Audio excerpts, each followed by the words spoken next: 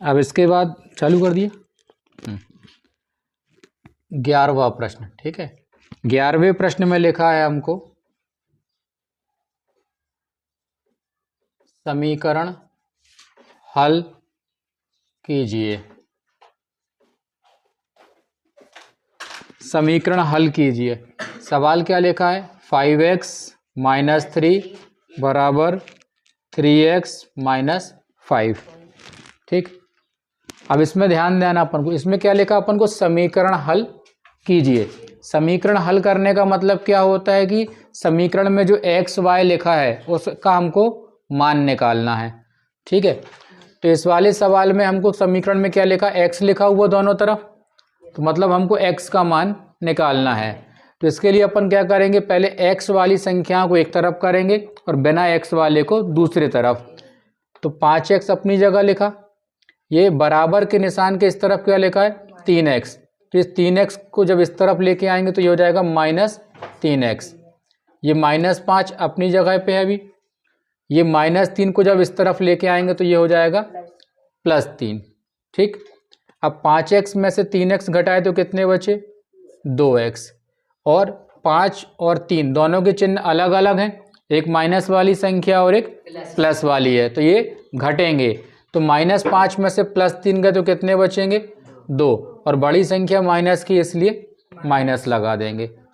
अब ये -2 अपनी जगह है और ये 2 इसके बटे में आ जाएगा। यहाँ पे गुणा में था तो ये बटे में आ गया। अब इसको काट देंगे तो 2 एकम 2, कितना आंसर आ गया? -1। ठीक है, तो x का मान निकल आया -1। तो ये पहला सवाल अपना हो गया पूरा। दिक्कत है किसी को तो बताओ। हाँ, नहीं है दिक्कत? आकाश, चलो तो मिटा दें इसको। हाँ,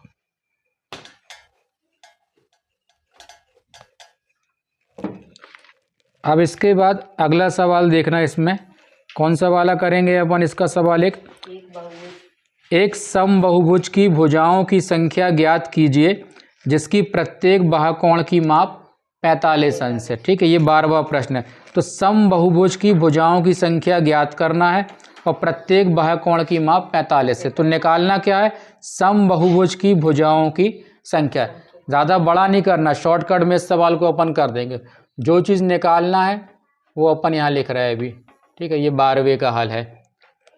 तो यहाँ अपन को निकालना क्या? समबहुभुज की भुजाओं की संख्या। तो अपन यहाँ लिखेंगे समबहुभुज की भुजाओं की संख्या और बराबर में अपन लिखेंगे 360। और यहाँ पे कोण कितने अंश का लिखा है? 45। तो बटे में हमने 45 लिख दिया। अब 360 में क्या करना है? 45 का भाग कर देना है। ठीक है, तो 360 में 45 का भाग करोगे तो कितना आएगा? ठीक है, यहाँ पे भाग करके देख लो 45 से। ठीक है, कितनी बार में पहाड़ा पढ़ेंगे अपन इसका? 8 बार पढ़ेंगे। तो 8 पंचे 40 की शून्य, हासिल आई 4, 8 चौके 32 और 4 36। ये पूरा कट गया। तो आंसर कितना आ गया? 8। ठीक, तो ये इस प्रश्न का उत्तर हो गया। समझ में आया? ठीक, अब इसके बाद अगला प्रश्न है 13वां।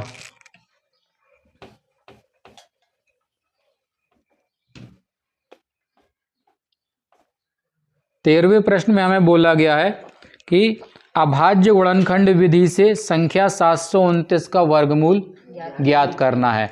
ठीक है, वर्गमूल ज्ञात करना है मतलब इंग्लिश में क्या बोलेंगे? स्क्वायर रूट निकालना है हमको। किसका? 729 का स्क्वायर रूट निकालना है। कौन सी मेथड से? अभाज्य गुणनखंड विधि, मतलब इसको प्राइम फैक्टराइजेशन मेथड से हमको सॉल्व करना है।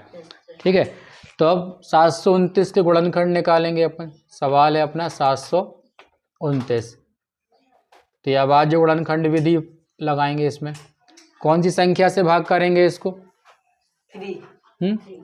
3 से, क्योंकि 1 और 2 से तो जाएगा नहीं, है 5 से भी नहीं जाएगा, तो 3 से भाग करें। 3 दूनी 6, इसमें कितना बचा? 1, ये हो गया 12, 3 चौके 12, 3 तिरका 9। फिर 3 से भाग करो, 3 अट्ठे 24, 3 एकम 3, फिर 3 से 3 दूनी 6, बचा कितना इसमें 2, 21, 30 आते, फिर 3 नाम 27, 3 तिरका 9, 3 एकम 3। ठीक, तो ये सारी संख्या निकाला यहाँ पे। तो पहले अपन इसको ऐसा लिखेंगे, 729 के वर्ग कितने, 1 2 3 4 5 6, 1 2 3 4 5 6, 1 2 3 4 5 6। अब जोड़ी बनाओ, 3 3 3, 3 बार 3 बाहर निकला हर जोड़ी में से, 3 तिरका 9, 9 तिया 27। ठीक है, तो 729 का वर्गमूल कितना निकला, 27। ये इसका आंसर आ गया। इसी को अपन इंग्लिश में स्क्वायर रूट बोलेंगे। ठीक है, हाँ कौन सा, नहीं बस ये आंसर आ गया तुम्हारा। 729 का वर्गमूल निकालना था तो ये निकल आया। ठीक है,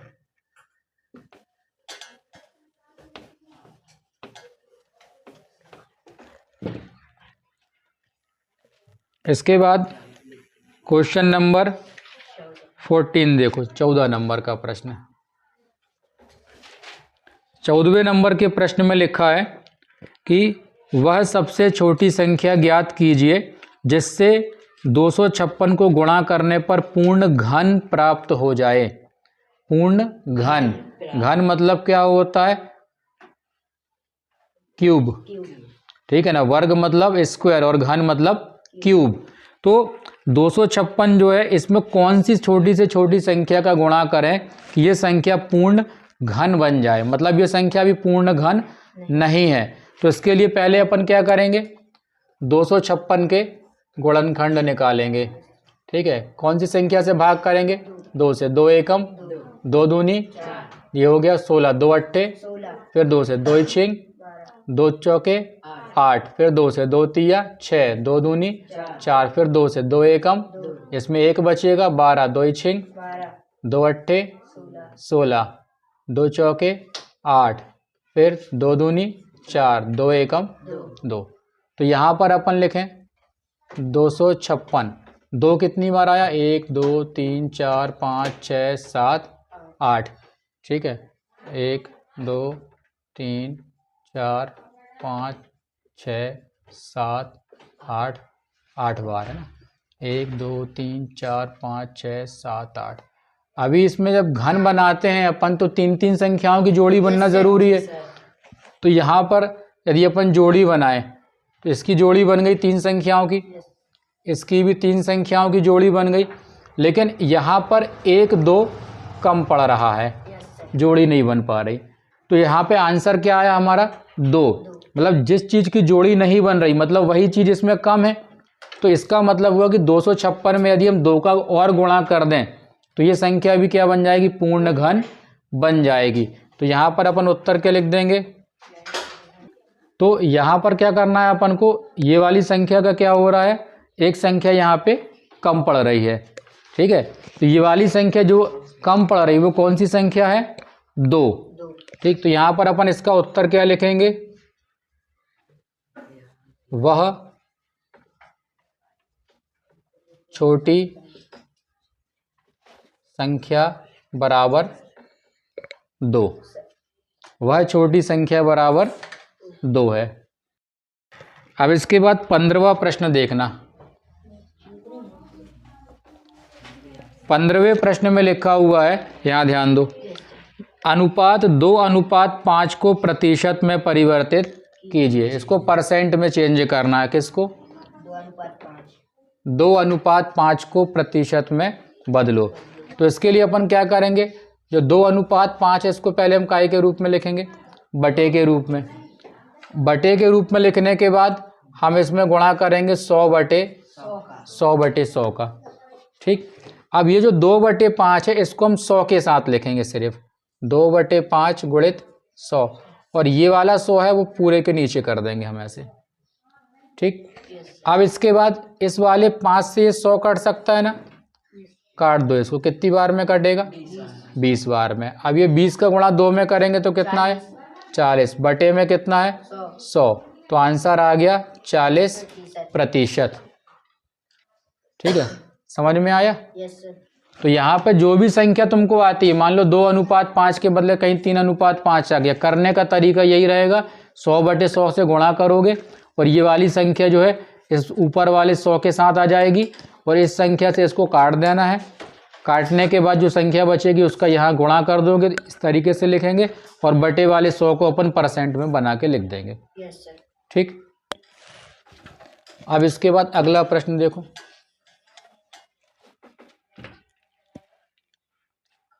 अब 16वां प्रश्न। 16वें प्रश्न में लिखा है 5 - 2x और 3 + x।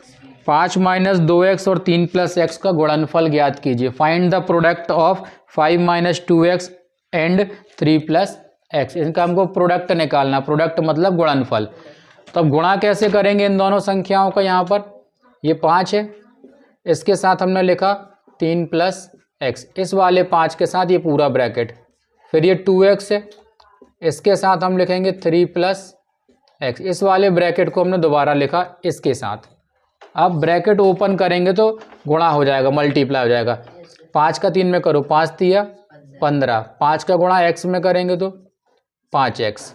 अब इस 2 का गुणा 3 में करो, देखो इन दोनों का गुणा कर रहे हैं हम, तो 2 × 3 = इसमें x है, इधर x नहीं है ना, तो x अकेला आ गया। अब इसका और इसका गुणा कर रहे हैं, तो 2 का गुणा इसमें करेंगे तो यहाँ संख्या नहीं है, तो 2 का 2 आ गया और x 2 बार है तो x के ऊपर घात कितने की आ गई? 2 की, और ये माइनस और प्लस मिलके क्या हो गया? माइनस। इतना आया समझ में?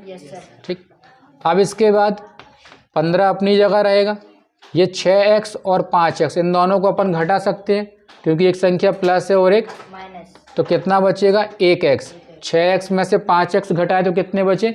1x, और वो 1 लिखा नहीं जाता है ऐसा अलग से, ठीक है, इसलिए अपन क्या करेंगे? केवल x लिखेंगे और बाजू में आ गया 2x²। ठीक है, तो ये हो गया सवाल। सब छोटे छोटे से सवाल हैं, है ना। अब अगला क्वेश्चन। अब ये थोड़ा सा बड़ा क्वेश्चन है जो तुम लोग को समस्या ज़्यादा हो रही है, जिसमें 17वां वाला m का मान ज्ञात करना है। इसमें लिखने के तरीके पे बहुत ध्यान देना।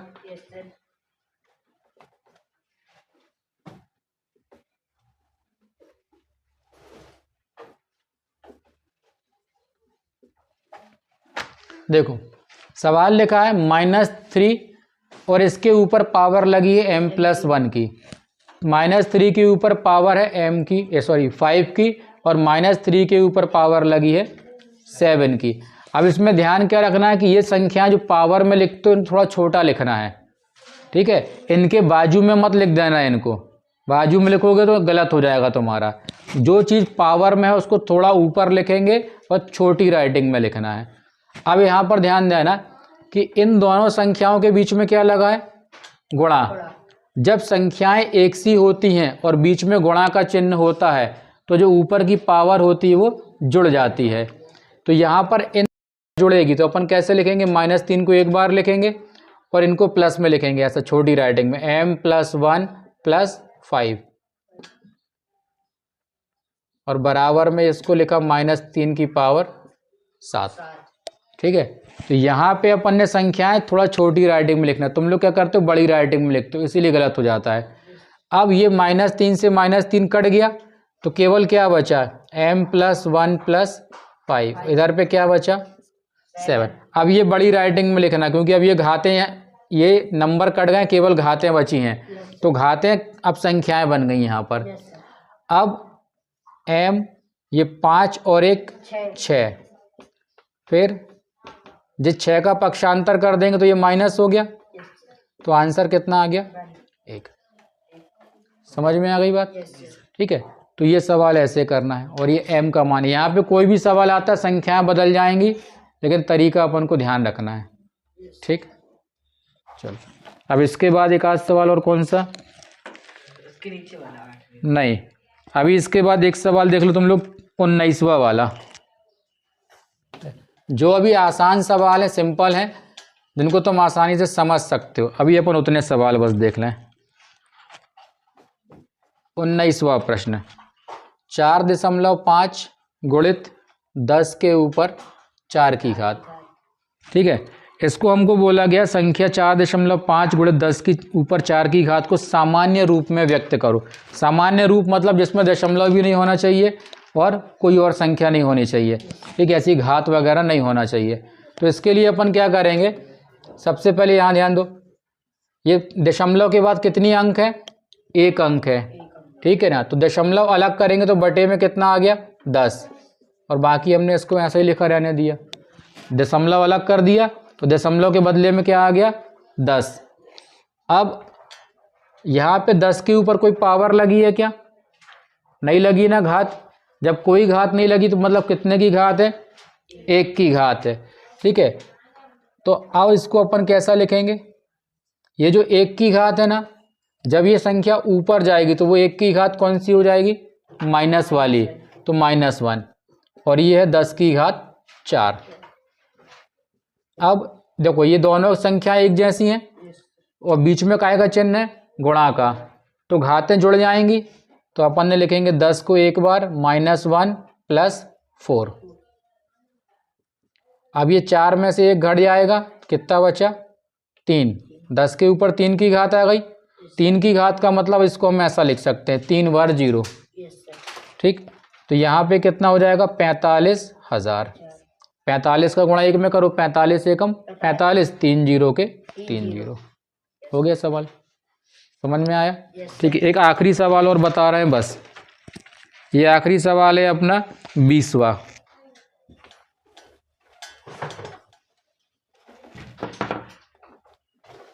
बीसवें सवाल में लिखा है हमें 49x की घात 2 - 36 के गुणनखंड ज्ञात कीजिए। 49x², ठीक है, ये स्क्वायर है, -36, इसके क्या निकालना है, गुणनखंड, मतलब हमको इसको फैक्टोराइज करना है।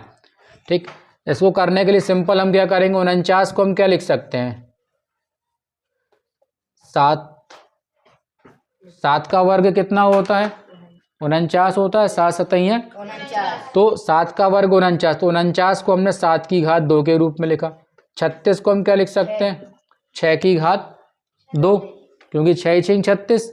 ठीक है, अब ये पूरा एक सूत्र बन गया, कौन सा वाला, a² - b² बराबर a + b a - b। तो यहाँ पर इसको हम ऐसा लिख देंगे, एक बार माइनस में और एक बार प्लस में, खत्म। तो इसके गुणनखंड ये निकल आए।